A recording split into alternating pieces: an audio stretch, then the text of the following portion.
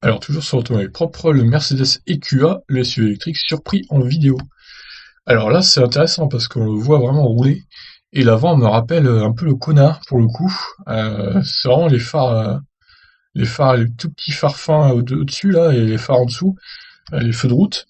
Du coup ça me rappelle vraiment le Kona et même la forme du véhicule en lui-même, c'est assez intéressant. Bon là il est un peu camouflé à l'avant, donc on se rend pas bien compte c'est sûr. Donc lisons l'article. Petit frère de l'EQC, le Mercedes EQA a été surpris à visage quasi découvert. Il sera lancé en fin d'année 2020 avec plus de 400 km d'autonomie.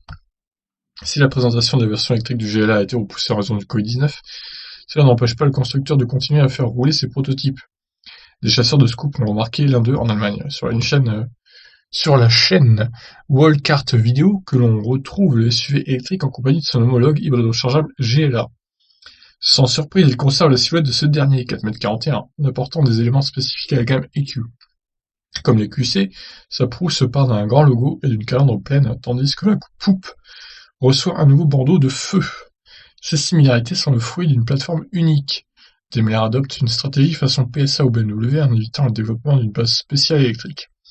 Côté puissance, les QA devraient proposer un moteur avant de 150 kW, 204 chevaux, voire un second à l'arrière apportant 4 roues motrices, pour un total de 306 chevaux. En revanche, au Nilance, il reprendra les batteries 78 kWh de l'EQC.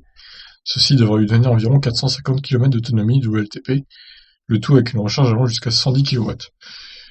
Bon, alors j'espère qu'avec 78 kWh de batterie, il ira un peu plus loin que 450 km quand même, parce que ça serait une assez mauvaise efficience pour le coup.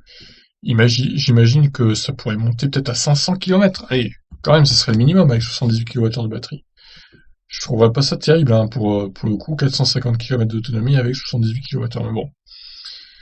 Le prix pourrait approcher les 60 000 € du rival Volvo XC40 Recharge, un tarif qui permettrait aux SUV électriques de Mercedes de profiter du bonus de 3 000 € en France. 60 000 € pour un petit SUV, enfin, il est pas si petit que ça, 4,41 m, mais bon, ça me paraît un peu cher quand même. Mais bon, après, voilà, c'est Mercedes aussi.